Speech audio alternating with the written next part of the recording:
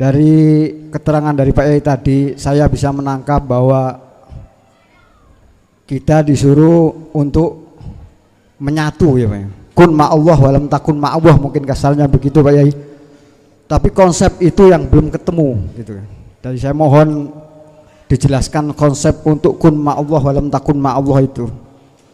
Karena konsep itu mungkin kalau dalam kajian sesi zinar ya, maaf ya, itu manunggaling kawula Gusti. Al-Halaj menerangkan wahdatul wujud, dan wahdatul wujud itu ada 4 konsep yang harus diketahui. Pertama adalah wal hakikatu Allah, wal hakikatu Rabb, dan hakikatnya Muhammad, hakikatnya Adam.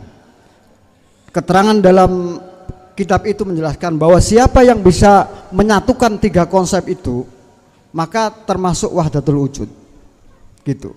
Jadi menyatu gitu. Dan pembicaraan tadi saya bisa menangkap bahwa berarti nggak ada bedanya dong misalkan hamba dengan kholik gitu. Kalau misalkan udah mengaku dirinya tidak ada diri kita, sedangkan untuk mengakui seperti itu Pak harus melalui tahap fana gitu kan. Kalau kita tidak mencapai tahap fana, itu artinya bisa dikatakan gini Pak, jadi bisa omon-omon gitu, hanya angan-angan, sedangkan angan ya kan itu adalah nafsu gitu Pak Yai. Jadi fana pun ada tingkatannya, fanaul fana, fanaul bako. Niki cara tauhid, nek cara syariat yo mboten lah Pak, karena syariat iku mandangnya nyekseni ini wujud dohir. Kalau hakikat tauhid mandangnya wujud batin. Terus apakah ada konsep tentang manunggaling kawula Gusti atau wahdatul wujud? Kalau ada bagaimana? Pun barang siapa yang ingin bertemu Tuhannya, nah wis iki proses sih. Nek cara Kanjeng Nabi Isra dan Mi'raj. Nek cara jenengan kholwat. Di situ ada 2 syarat yang menjadi konsep dan tidak boleh dihilangkan sebagai proses. Pertama, fal ya'mal amalan sholihan. Ruhaniyah sampean ini wajib berlaku bagus di mata Allah. Konsepnya pun yang dimaksud fal ya'mal atau bagus, kesadaran. Sadar dalam hal apa? Pertama,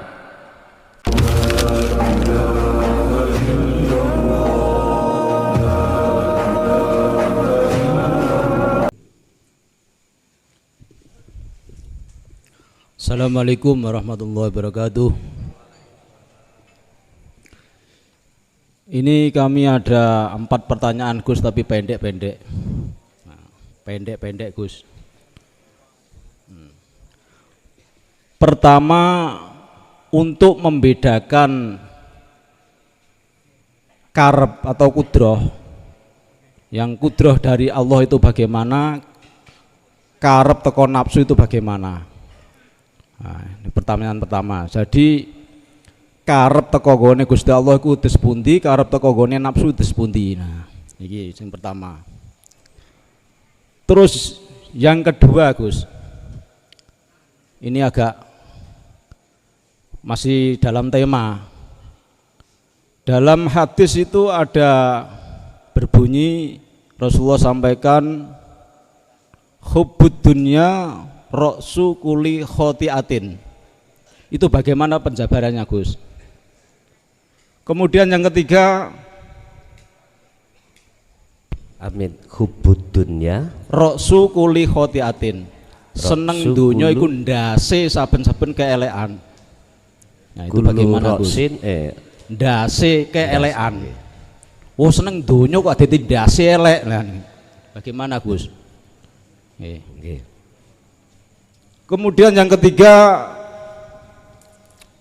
ada hadis Rasulullah mengatakan al insanu niyamun. Menungso iki darane mati, menungso niki darane turu Gus. Nggih, ngeten iki terus darane turu, al insanu niyamun. Fa idza mata intabahu. Nek mati ku diarani lagi ngelilir. Lah pripun Gus niku Gus? Nah, karena untuk mengkulas hadis ini Gus, kami butuh pencerahan. Demikian pertanyaan saya, 3 aja Gus, pendek-pendek. Wassalamualaikum warahmatullahi wabarakatuh. Waalaikumsalam warahmatullahi wabarakatuh.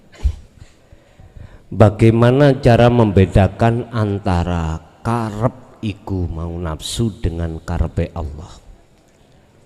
Niki hanya bisa dideteksi golongan sing nomor 2 tadi Pak, golongan khos. Kita golongan am nggak akan pernah bisa, mboten pernah bisa. Yang dikasih tahu Allah itu hanya golongan khos, bukan golongan am. Golongan khos itu nomor 2 tadi.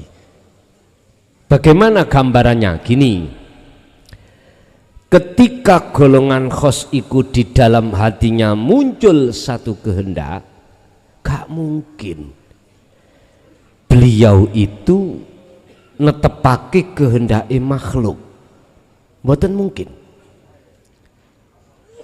Sehingga hatinya muncul kehendak niki adalah kehendake Allah yang disebut ingsun Allah tadi. Nah, kalau seperti ini jelas disebut sebagai kehendaki Allah. Terlepas kehendak apapun niku, apapun. Tapi ini tidak bisa diterima oleh golongan kita am. Lebih-lebih tatkala kehendak itu berseberangan dengan hukum syariat. Duweni karep, ngapunten Kang Kathah. Ati itu mencuri. Lah maksiat toh? Maksiat. Kita golongan am nggak bisa mandang itu kehendak Allah, mboten saged. Karena terhijabi dengan ego. Jangankan Bapak Ibu, kehendak yang secara dohir iki mau maksiat, golongan kita am nggak bisa memandang Allah. Apalagi ketika saat kita itu memandang perbuatan kehendak yang baik, contoh sholat, gak mungkin kita golongan am ketika menjalankan kehendak itu ngakokno kehendake Allah, mboten saged. Mesti kita akui iki karepku makhluk. Sehingga ketika menjalankan jelas yang muncul akune makhluk. Akhirnya kita mengakui kita yang sholat, mengakui kita yang mencuri tadi, yang melakukan maksiat. Lu masih kuat, sehingga hati tidak bisa menyaksikan keberadaan wujud Allah di balik kehendak tadi, mboten saged. Golongan am. Tapi golongan khos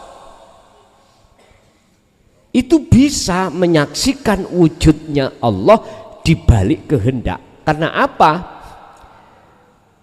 Miturut pandangan basirohnya beliau, kehendak makhluk itu wis mboten wonten, sehingga antara kehendak dan wujudnya Allah sudah nggak ada bedanya. La ibsarun wa mubsarun wa basarun. Nama yang menyaksikan dan yang disaksikan, mata untuk penyaksian itu sudah nggak ada. Inilah yang disindir di dalam Al-Quran, maksudnya innani anallah. Wis urusan secara dohir nyatane iku mang berlaku napa mboten, wis menungsone gak melok duwe urusan. Kok saged? Ya menungsone gak ono. Wong melok dadi urusan ya napa wis gak ono. Pun satu. Nomor 2, kehendak nafsu. Dikatakan kehendak nafsu, kebalikannya, ketika hati jatuhnya di aku makhluk, nggih niku nafsu. Makanya innahu lakum aduwwum mubin, bahwasanya nafsu iku mungsuh sing nyata, sing ketok nyata iku sing pundi. Itulah rasa sing muncul dalam hati, aku makhluk, yaitu nafsu. Makanya nun vaksin artinya diri ingsun. Ingsun siapa? Takholli, keakuan makhluk. Itulah sebetulnya wujud nyatane nafsu. Wes satu. Nomor dua, berkaitan dengan hadis yang mengatakan cintanya hati terhadap dunia adalah pangkal dari kemaksiatan atau kejelekan. Iki miturut pandangan hakikat. Kalau tidak kita melihat dari pandangan makrifati mboten saged. Maksiat yang dimaksud di sini Bapak Ibu bukan maksiat sing didelok sarana jasmaniah, bukan. Maksiat yang bukan dilakukan jasmaniah molimo niki bukan. Tapi yang dimaksud maksiat di sini adalah syirike ruh terhadap Allah dengan bentuk ini wajahtu lilladzi fataras samawati wal ard. Wajahia mboten enten niki dipenggal wajiannya. Kan ngeten. Al-An'am 79 kan Nabi Ibrahim carane sholat, atau Nabi Muhammad carane sholat kan teng mriki, Pak. Ini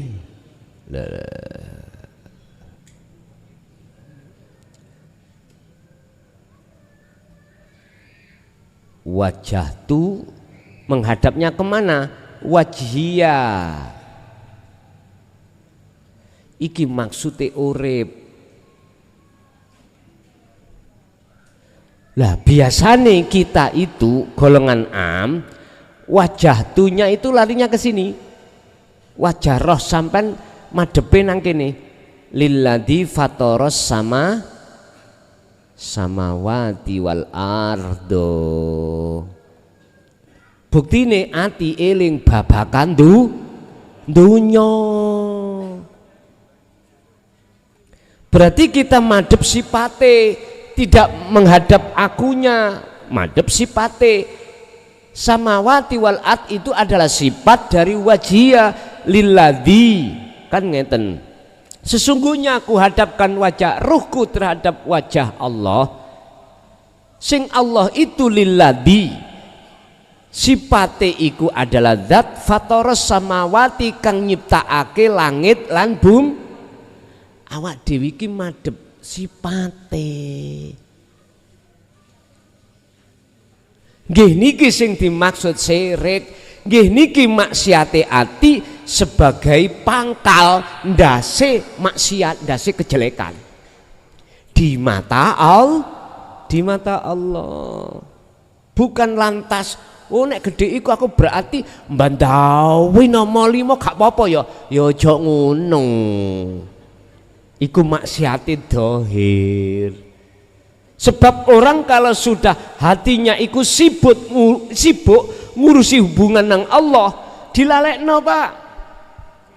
Urusan-urusan sampean yang tadinya itu molimo dilalekno Gusti Allah. Wis ta, dilalekno sampean krana sibuk hatinya berzikir. Pun iku sing nomor loro. Sing nomor 3. Sak temene turune wong iku kaya wong mati lan nglilire minangka tangine utawa nglilire minangka uripe. Ngeten lho karepe iku. Sebenarnya orang tidur itu latihan mati. Cuman oleh karena ilmunya itu tidak difahamkan, akhirnya apa? Ya pokoknya turu, tangi, turu. Sebetulnya itu latihan sampean. Ngapunten nih Kang Kata. Orang tidur itu ada dua macam. Satu bermimpi, satu tidak. Sebetulnya ini pemahaman orang yang kepingin ketemu Allah, lepasen perkara wujude sakliyane Allah, lepasen. Jikalau mangkana yarju liqa'a rabbih, barang siapa yang ingin bertemu Tuhannya, maka matikanlah keakuanmu. Maksudnya wujude makhluk iki sampean fanakno. Loh, jarine sing isok manakno Gusti Allah son. Lah kok cocotmu ngongkon sisalik kongkon memfanak? Ngeten lho dulur. Dari sisi ilmu wajib sisalik itu memfanakkan dirinya salik. Ngoten lho niki. Ilmu mesti dibawakan atau disangoni bagaimana caranya bisanya dirinya fana. Dzikir itu akhirnya ketika dzikir itu jenengan gungkan terus, akhirnya Allah yang membersihkan, yang memfanakan. Lho nek wis sakliyane Allah iku sudah enggak ada, maka nyatalah yang ada. Ini sama dengan sing kula maksud wa inna ilaihi rajiun. Dasare ngeten. Kita makhluk, wallahu khalaqakum, asalnya tidak ada, lalu diadakan oleh yang ada. Ya wis kita sebut Allah, munggu wong Islam. Lantas bukan berarti kita diperbolehkan membawa sifat ada, nggak boleh. Sebab sifat wujud ada itu hanya milik yang ada. Jikalau dalam hati masih memegang, merasa ada, justru adanya kita itu akan menutupi ruh dengan wujud yang ada sebenarnya. Oleh sebab itu, jikalau kau ingin tahu wujud yang sebenarnya, kembalilah ke asalmu, ke tidak ada. Lah, untuk bisa sampai ke tidak ada ini tidak bisa kita berangkat ke sana sendiri jikalau tidak dijemput Allah untuk ke sana. Lah, anggene adanya Allah menghendaki hambanya yang dikehendaki untuk dicabut, dihantarkan ke tiada, itu karena alasan si hamba ini sendiko jauh pun netepno la haula wala quwata dalam dirinya, otomatis Allahnya yang bekerja langsung seret. Loh, kalau sudah kembali ketiadaan makhluk, maka nyatalah wujud yang sebenarnya. Loh, ketika jenengan sudah ditakdirkan golongan khos atau makrifat ketemu Allah, itulah laksana wong sing tangi turu. Ngoten. Oh iya, wis urip.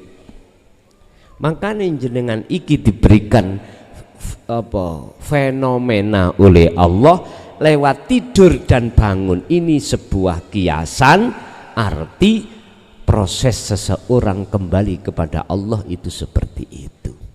Tapi jarang yang di situ itu memahaminya. Sampai di dalam sarah kitab niki disebutkan wong turu bermimpi iku minangka sempalane wong makrifat. Sempalan berarti bagian dari orang yang makrifat. Artinya apa? Wong nek wis turu itu lali sembarang kalir.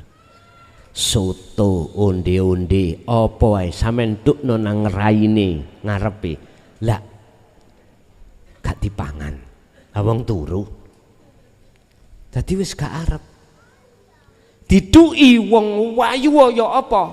Padahal waktu sadurunge turu, wah koyok petik jagung ngoten, ngencak kini, ngencak sana, ngencak sini ngoten nggih. Ketok wedokan rada klemis ngono. Preketek. Niki ketika saat dia itu tidur, diduki bidodari ayu bagaimana, wis gak ngerti. Artinya orang yang hatinya itu sudah ditidurkan semua urusan dunia adalah orang yang sedang bertemu Allah mekaten. Nggih, tasik wonten monggo.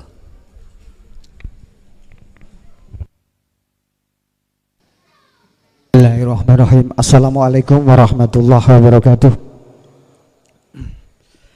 Bismillahirrahmanirrahim. Mohon maaf Pak Yai, saya jamaah dari Modo Lamongan mau nanya tentang hadis Rasul, faman ya'lam haqqu rabbi wa haqqul ruh wa haqqul jasad fawal hayawan. Jadi mohon penjelasannya. Yang kedua, tadi Pak Yai menerangkan banyak tentang faman ya'lam haqqu rabbi wa haqqur ruh wa haqqul jasad fawal hayawan, fawal kal hayawan. Yang kedua, dari keterangan dari Pak Yai tadi saya bisa menangkap bahwa kita disuruh untuk menyatu, ya Pak. Kun ma'allah walam takun ma'allah, mungkin kasarnya begitu Pak Yai. Tapi konsep itu yang belum ketemu gitu. Jadi saya mohon dijelaskan konsep untuk kun ma'allah walam takun ma'allah itu. Karena konsep itu mungkin kalau dalam kajian sesi zinar ya, maaf ya iya.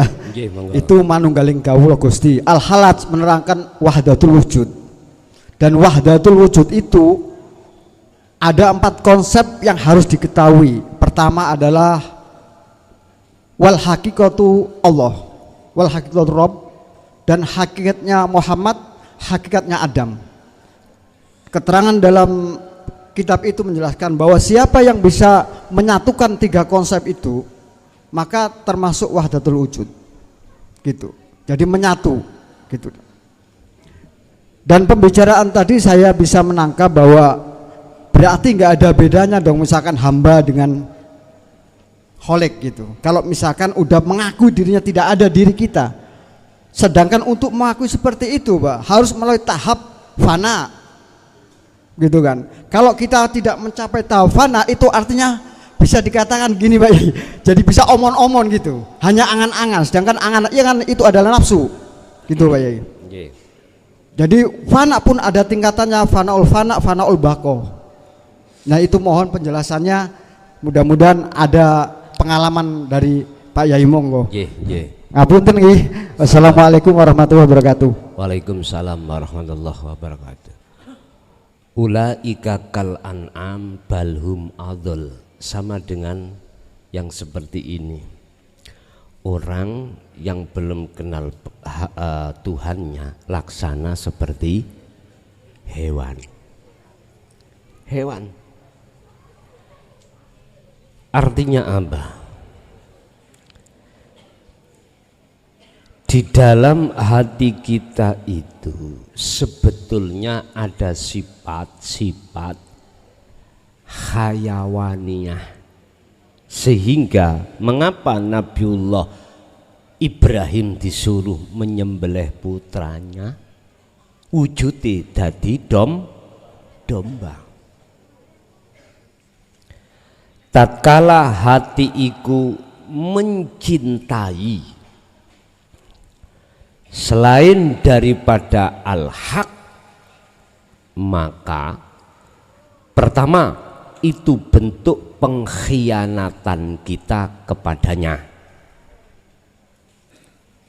Yang dulu kita sudah berkata bala syahidna,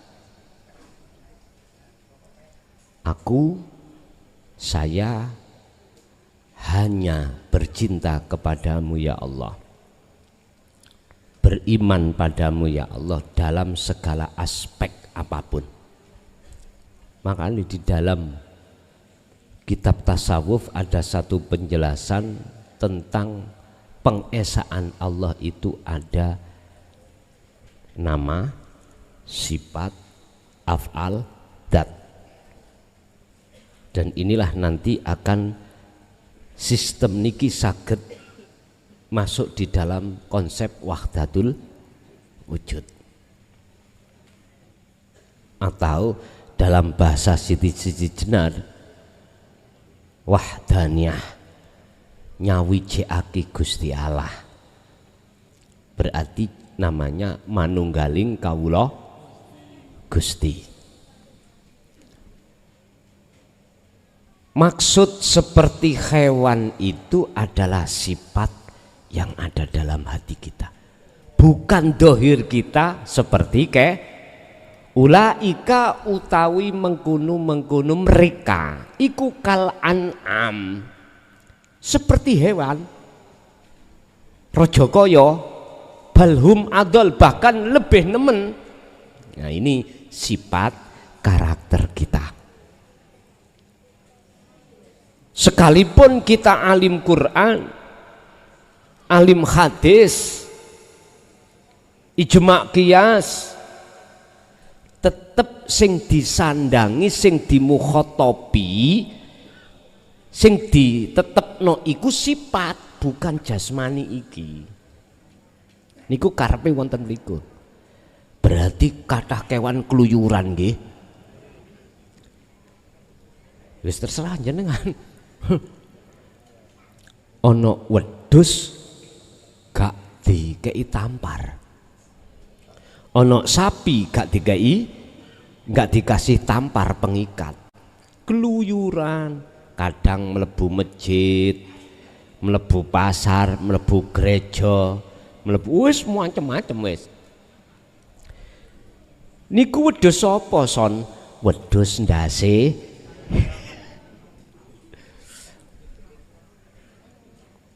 niki cara tauhid. Nek cara syariat ya mboten lah Pak, karena syariat iku mandangnya nyekseni ini wujud dohir.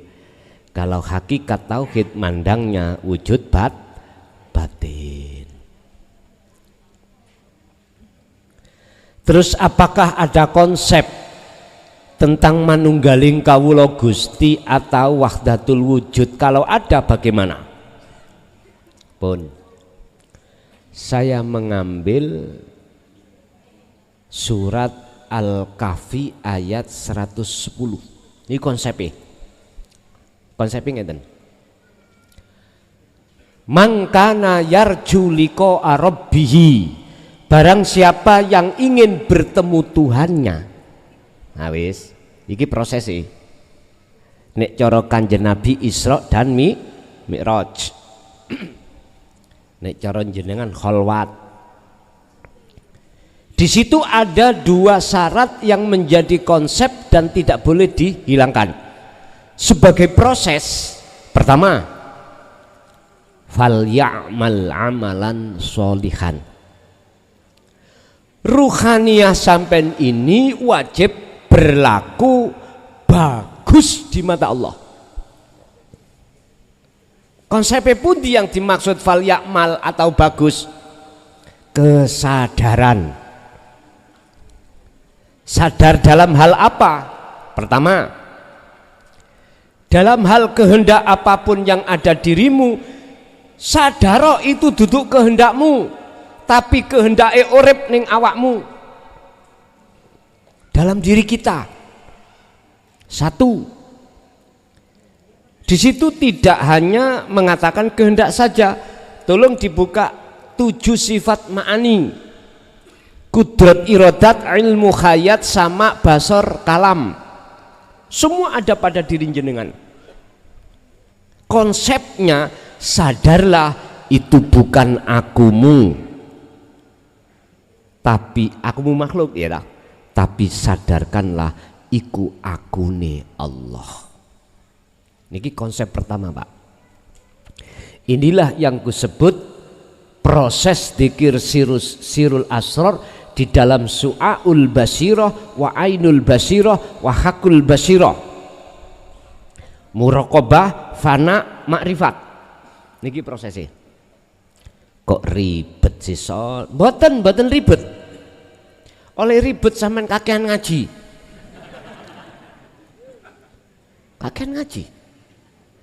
Kalau sampean sudah tahu poinnya itu, cukup jenengan iki fokus ngelakoni poin itu. Lan jenengan ben satu ngajau gak melok ya ora penak. Ngeten lho dulur. Selain daripada konsep itu adalah referensi. Referensi pengetahuan tentang ilmu tauhid yang tidak ada batasnya itu. Lah nyapa sampean kok yo ngaji nang luar kota? Sampean undang. Coba aja diundang lah, gak mungkin aku teko, gak ngaji. Lho nggih. Wis biarlah yang ngaji ya ngaji. Jenengan sing wis oleh konsep, artinya ngene. Pentingno konsep sing wis sampean terima untuk menjalankan ngaji iku nomor swidak jaran. Paham nggih? Ngoten. Pertama adalah kesadaran tadi. Tanamkanlah kesadaran selalu di dalam keadaan apapun jenengan tiap saat dan waktu. Itu konsep pertama. Kedua, wala yusrik bi ibadati rabbih ahada. Janganlah ketika Anda ini melakukan perbuatan apapun, nek bahasa di situ adalah ibadah. Ibadah ada macam loro, mahdoh, ghairu mahdoh, murni dan tidak murni. Dikatakan murni miturut bahasa umum lho ya, kayak sholat, zakat, poso, haji, maklum niku murni. Lah yang tidak murni berarti jenengan kerja, makan, merokok, mimi opo wae, apapun itu tidak murni. Lah ketika saat berlakunya undang-undang loro murni dan tidak murni, ojo sekali-kali hatimu itu ada sakliyane urip.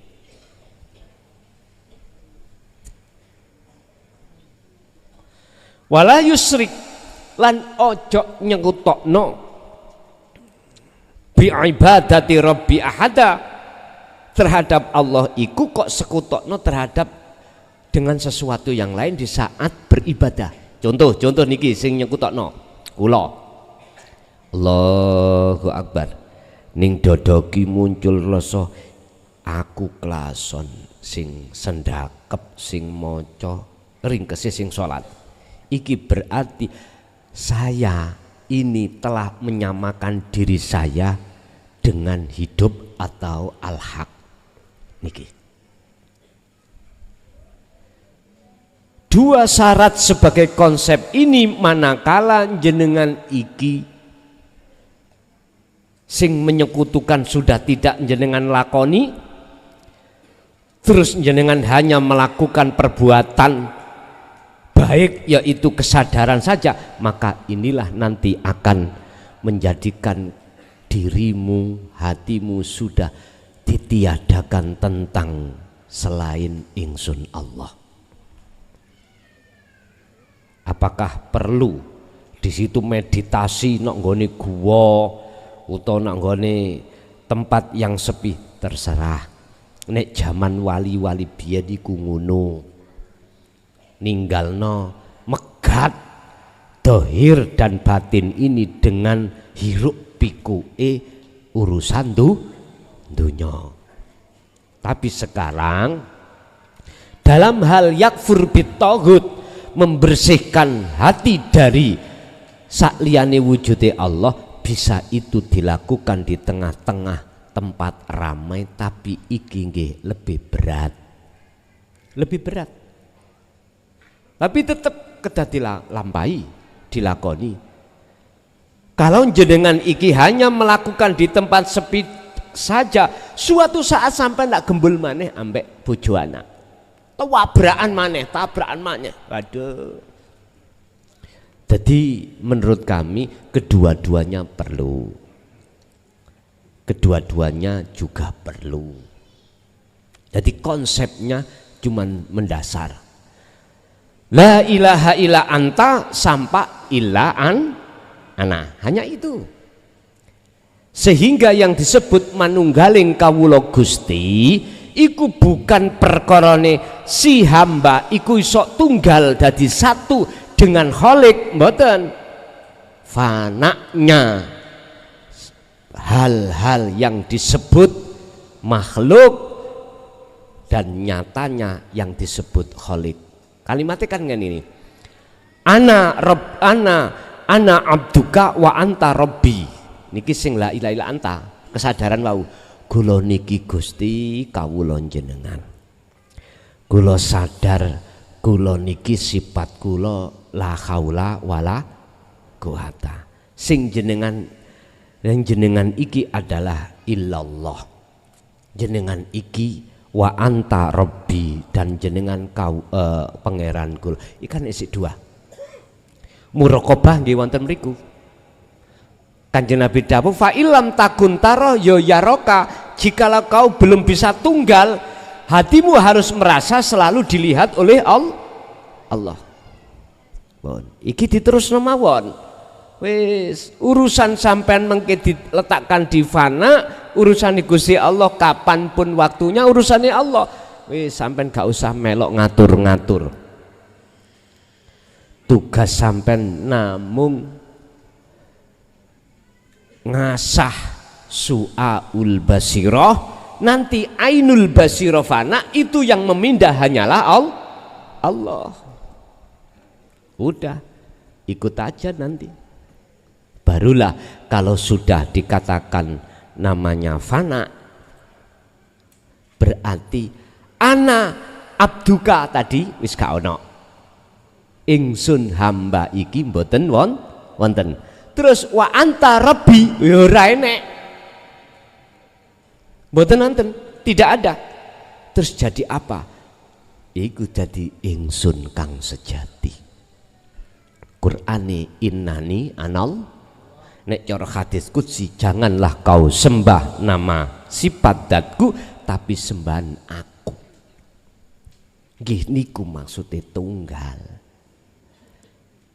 Nek kula sempurnakno dengan kalimat bahasa yang sederhana yang bisa menyaksikan wujudnya Allah, ya Allah sendiri. Ngoten niki. Wis intine wonten mriku wahdatul wujud iku ketunggalan dalam satu wujud, bukan dua wujud dadi satu, bukan. Ilange wujud makhluk niki, Pak. Akhire dadi wujude Allah. Nggih niki sempurnane wujud nyatane Allah batin, wujud nyatane Allah dzahir. Huwal awwalu wal akhiru wadz-dzahiru wal batin. Wong nek wis dugi mriki murni tauhide. Wis gak kecampuran apa-apa. Baik batin wujude, baik dzahir wujude. Nggih niki nek cara ulama sing gak paham mengatakan itu sesat. Sebab Al-Khalat pernah dawuh ngeten, la fi jubbati illallah. Sak jerone klambiku gak ana sapa-sapa kejaba wujude Allah. Lah niki sing gak paham lak ndase ngelu. Mesti nyimpulno, oh Al-Khalat ngaku-ngaku dadi kesimpulan ingatan. Padahal itu murninya tauhid itu ada di Allah batin, ya Allah dzahir. Kesempurnaan itu mriku. Makanya ada sebagian ulama ahli makrifat yang orang lainnya tahu atau ndak, paham atau ndak, gini. Sempurnane makrifat adalah, puncaknya makrifat adalah sempurnane syariat. Jelas nggak paham? Ngeten maksudnya. Sebelum sempurna disebut tidak sempurna. Artinya proses sampean dulu syariat sampean ini nggak teli. Lesane ngomong Allah, cangkeme atine dunya. Iku syariat sampean iki gak bener, gak sempurna. Lah ketika sampai sudah mengenal hukum hakikat lalu sampai ke makrifat beda sekarang. puncake makrifat sampean, laku dohir sampean iku cocok sama ambek jero abang njaba ya seperti al khalat. Jero akune Allah ditokno aku Allah. Wes iki bagi wong sing gak paham mesti gulung kuming, Pak. Dadah. Lah ben gak gulung kuming, Jaya Baru ngambil kebijaksanaan ngeten. Ngambil satu bijak ngeten ben gak dadi fitnah. Ngene lho dulur. Sing ngucap aku Allah iku urip ning awak iki, duduk makhluk iki. Lah makhluke wis gak ana kongkon ngomong iso ya apa? Mboten saged. Sing ngomong iku dalange, Bos, bukan Petro. Berhubung kuwi ngrungokno ning salon, wis suarane Petro. Tapi tonton cocote dalang. Oh iya, tibake sing ngomong dalang bukan wayang. Dong nggih? Oke. Satu lagi Bapak E.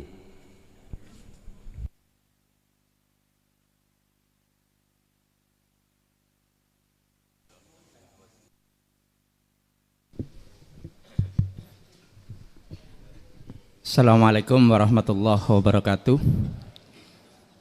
Ngapunten Yai, nami kula Abdul Aziz saking Gresik. Ketika saya masih di syariat, yang sering saya dengar itu pertemuan kita dengan Allah itu setelah ruh kita diambil oleh Allah Subhanahu wa taala. Lah saya tuh ada di kebetulan menemukan ayat di Al-Quran surat Al-Kahfi ayat 105 yang menerangkan bahwa setiap amal yang kita lakukan tanpa bertemu dengan Allah itu maka amal itu akan sia-sia di hadapan Allah Subhanahu wa taala.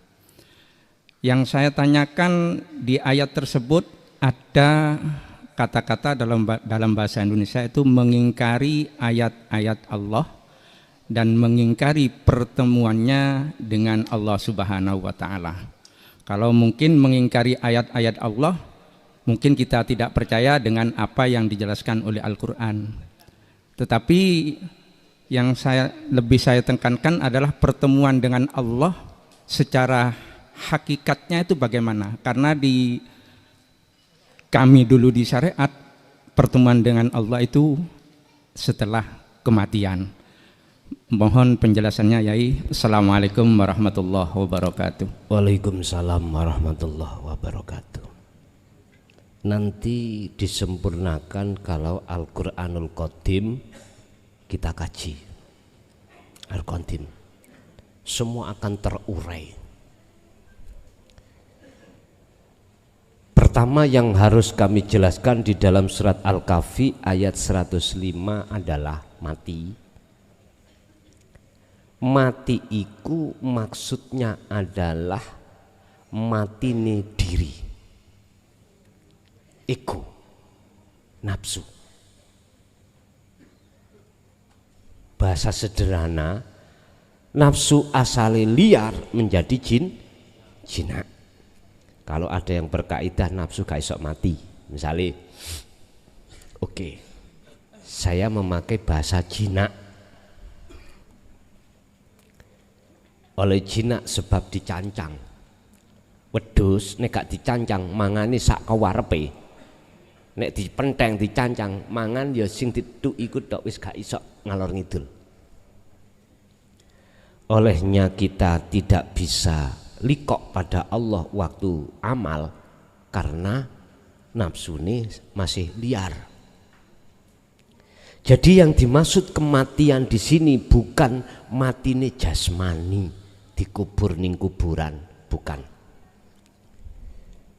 Dalam pasal 11 Ibnu Athaillah dawuh cara untuk mematikan nafsu, cara untuk bisa ketemu Allah adalah idfin wujudaka fi ardil humul.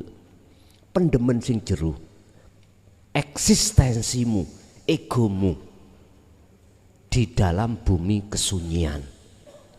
Iku berarti napa? Ngene iki sing kula maksud jenengan kholwat niku. Kalau diri ini sudah mati, keakuan ingsunnya hamba dalam hati iku sudah tidak berperan, iki berarti maksudnya mati. Betul, ini akan bertemu Allah. Akan bertemu Allah. Lah, gambarannya bertemu Allah itu ya napa? Ngeten. Kalau diri ingsun hamba makhluk dalam hati sudah tidak ada, nafi berarti maksudnya, maka isbat tetepe nyotone akune Allah. Gini ki jenenge bertemu. Tandane ya napa? La yarauna li anfusihim syai'an. Segala wujud apapun dalam penyaksian hati jenengan terhadap wujud Allah, segala hal wujud apapun selain Allah dalam penyaksian hati sampai terhadap wujud Allah, jenengan ini sudah tidak mengakui, terus nggak ada wujud sakliyane Allah itu. Miturut penyaksian mata hati jenengan itu, alias yang ada yusyahiduna annal fa'ila huwallahu ta'ala, wujud ingsun Allah yang nyata. Yang ketiga, tanda salah satu alamat kalau dikatakan ini liqa waktu amal, ati sampean iku dalam keadaan tatmainnul qulub. Alladzina amanu wa tatmainnu qulubuhum bidzikrillah. Olehnya dia hatinya tentram orang-orang mukmin dengan sebab apa? Bidzikrillah, berangkate ndugi kesadaran.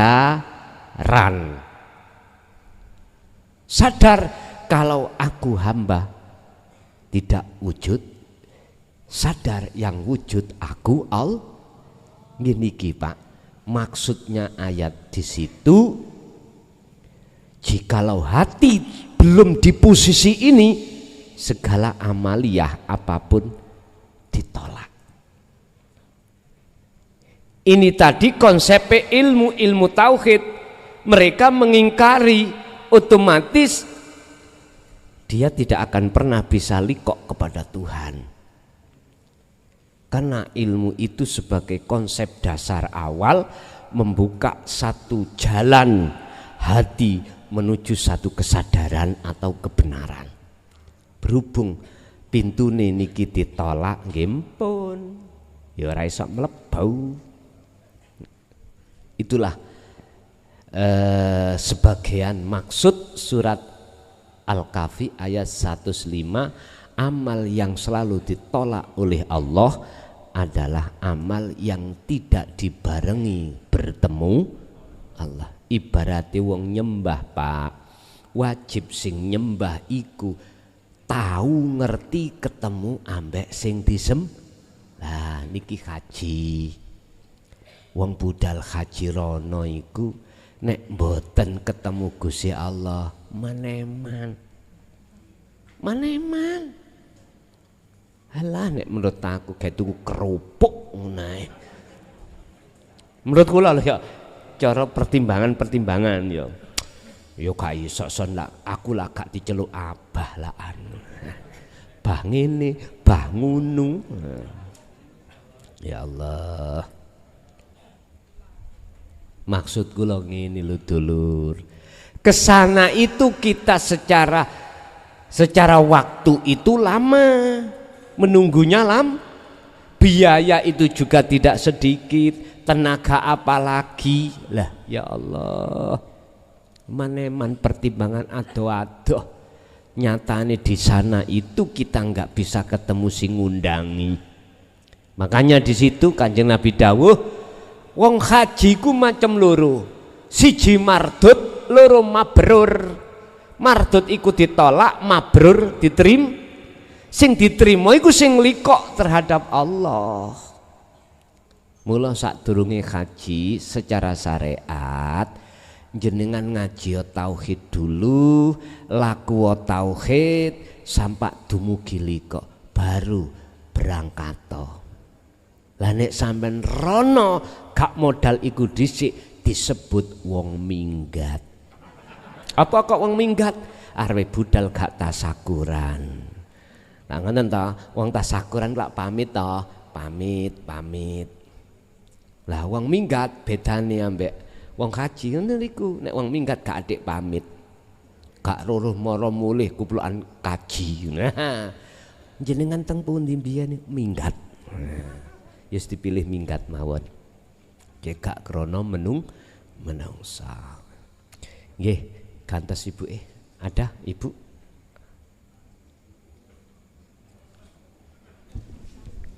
Assalamualaikum warahmatullahi wabarakatuh.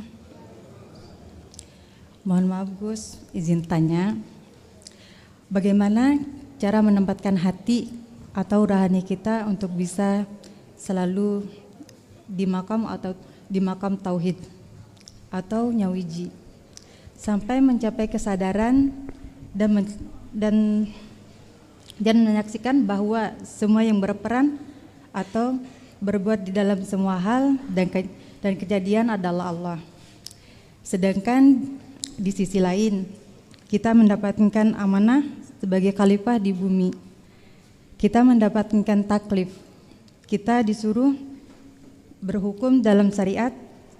Kita disuruh berhukum dalam syariat Allah atau disuruh menegakkan hukum Allah.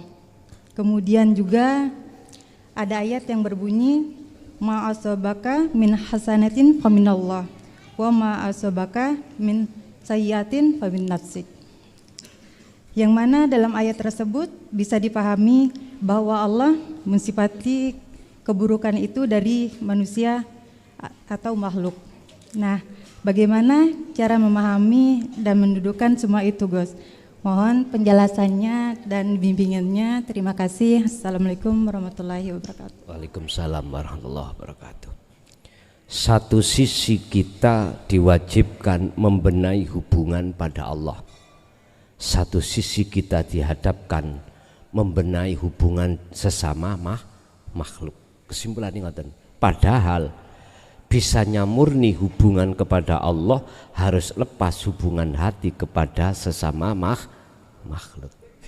Iki piye? Ngeten Bu. Jadilah jenengan konsepnya, caranya ikan yang hidup di air asin, yaitu di laut. Tiap saat dan waktu terkontaminasi jasmaniahnya dengan asin, air garam, tapi tidak menjadikan rasa dagingnya terasa asin. Ngeten. Nanti kita akan membahas bab masalah dunya iki duduk dunya. Alam dunya ini jadikanlah alam akhir. Wes. Penjabaran iku sedina gak mari iku. Jadikanlah alam dunia ini menjadi alam akhiratmu. Otomatis ruh niki harus fatalaqo Adamu mir rabbi kalimatim fataba alaih. Pertama memang prosesnya harus menerima kalimat yang di situ. Kalimat kan jamak toh. Kalimat ngeten iki. Cara ditulis bahasa Quran iku bukan kalimah muannas, tapi kalimat iki jamak dengan tanda nasabnya alif. Ngeten. Kalimat ngeten. Bukan kalimah ngene. Bukan kalimah ngeten, bukan. Artinya di situ Nabiullah Adam bisa kembali ke negeri asal yaitu rahmat surga akhirat. Nabi Adam wajib menerima kalimat. Niki nek dijabarno kalimat itulah la ilaha illallah wa anta ana pun titik. Sehingga jenengan kali kula untuk kedua akan melaksanakan tugas berikutnya adalah nafi isbat, menafikan selalu dalam aspek apapun atas segala hal makhluknya, isbat menetapkan Allahnya. Lah disinilah Pak Bu, jenengan ikut secara fisik hubungan terhadap manusia itu baik, rohaniah sampai hubungan terhadap Allah juga baik. Jasad menempatkan diri bertemu menyaksikan makhluke, rohaniah sampai iki bertemu Tuhani. Ibaratnya mengatakan bersaksi asyhadu alla ilaha illallah, berarti ainul basiro sampai menyaksikan wujudi urip di dalam seluruh makhluk. Walaupun secara mata dohir Muhammadur Rasulullah, persaksian dohir sampean iki ningali wujude makhluk. Akhirnya dalam hati sampean sudah tidak mengatakan wujude makhluk iku wujud, itu bukan wujude makhluk, iku wujude Allah. Berarti kudu wahdatul wujud baru. Jadi jikalau Bu jenengan ingin menetapkan terus menerus hati itu selalu bertemu Allah, temui Allah di segala aspek apapun caranya. Hati jenengan harus menyaksikan uripe duduk makhluke. Mekaten. Ibu ada lagi Bu?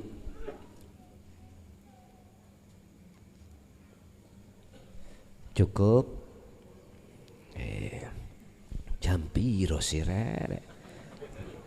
Nggih pun, nggih sami-sami duweni gawen ya ta.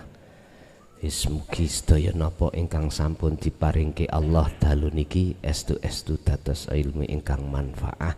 Lahumul Fatihah.